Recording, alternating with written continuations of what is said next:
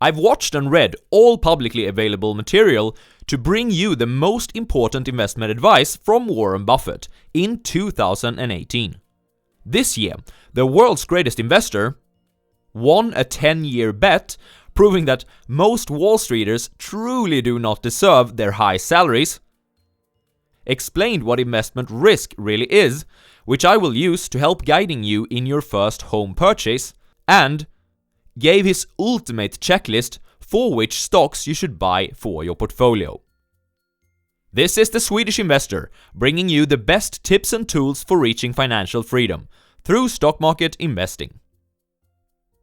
Warren Buffett has often said that the best way for a passive investor to reap the benefits of the stock market is to invest in a cheap index fund. Putting his money where his mouth is, he issued the following bet.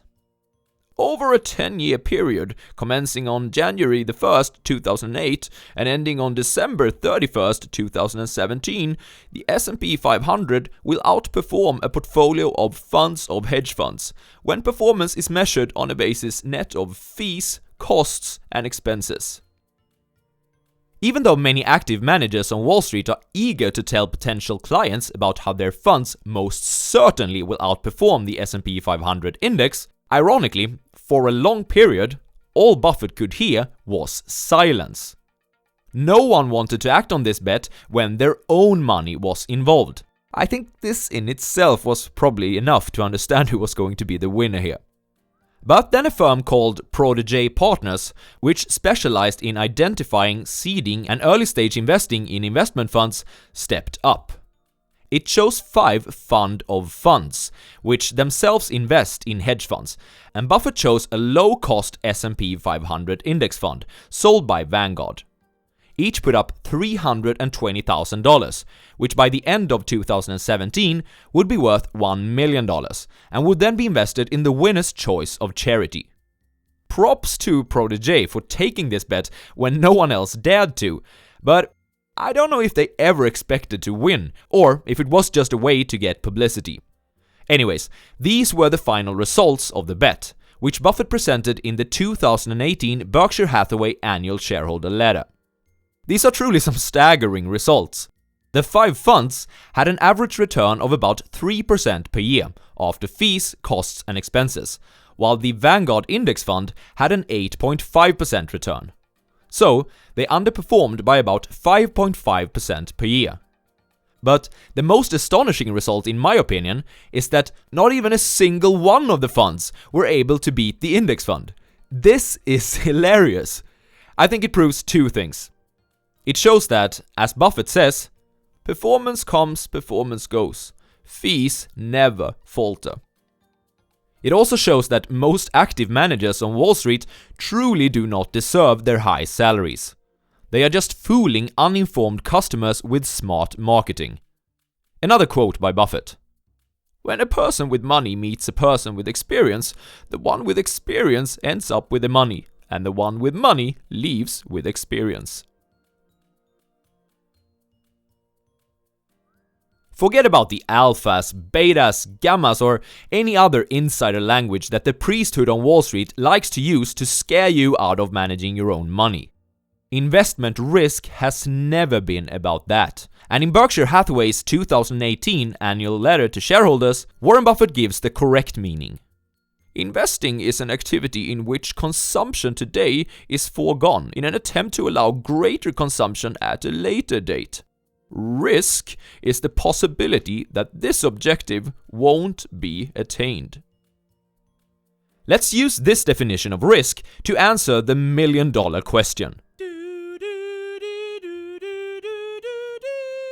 You're going to purchase your very first home in X years. Should you A. Invest in stocks, B. Invest in bonds, or C. Keep the money in cash? The answer will be useful for any purchase involving a huge outlay of money. For example, if you are saving for a nice car, a boat, or an upgrade to your current home, it applies as well. So, we have 3 options. Invest in stocks, invest in bonds, or keep your savings in US dollars. Let's first note that keeping your savings in US dollars is not that great of an idea. As the Fed has promised a 2% inflation each year, it is pretty much guaranteed that your money will buy you something less valuable at a later stage. The only way in which this won't happen is if housing prices collapse, which is possible, by the way.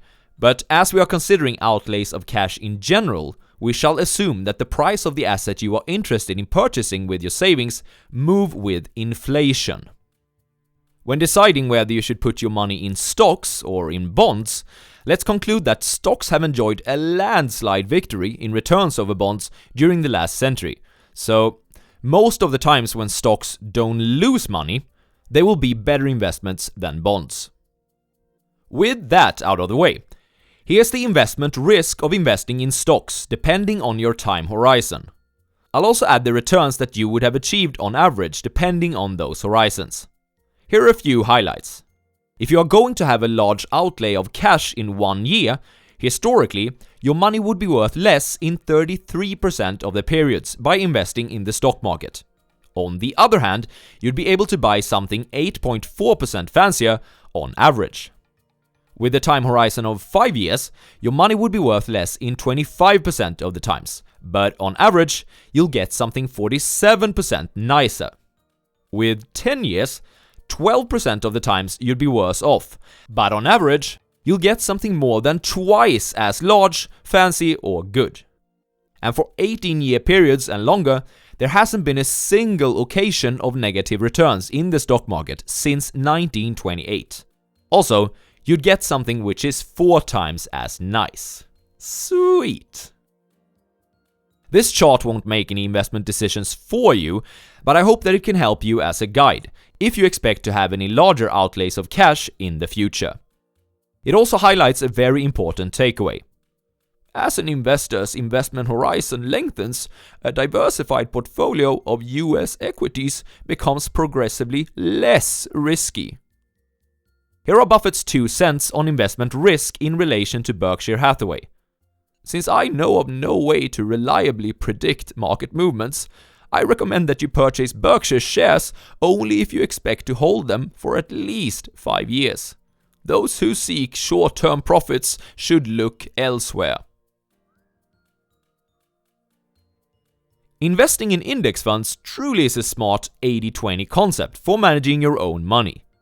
You'll get lots of the benefits of investing, and you basically don't have to spend any of your time doing it. But I know that many of you want more than that. You don't find an 8.4% average return satisfying enough. You want to achieve financial freedom at an early age. You want to become the next Warren Buffett. For those of you that identify with this, here's the best summary that I've seen so far on which individual companies and stocks that Warren Buffett himself invests in. Buffett wants to see a company with durable competitive strengths, able and high-grade management, good returns on net tangible assets required to operate the business, opportunities for internal growth at attractive returns, and a sensible price. Explaining these individually would take too much time for this single video, so therefore, I will give you a watching list in the description of this video, where you can dig deeper into them yourself. I will say this though. It could be a useful thing to visualize individual stocks and companies for yourself using these 5 key characteristics. For example, you could rate a company you're interested in on a 0 to 5 scale for each of them. By doing this, you'll force yourself to make the research which is required to be a successful active investor. Moreover, you'll force yourself to use an investment framework with a proven track record. After all, the man who invented it became the world's richest by applying it. That's it for this one, but if you can't get enough of the wisdom of the Oracle of Omaha, I think you'd enjoy hearing his timeless advice from 2019. This year he, among other things, told us why he has never invested in an IPO. Cheers guys, see you soon!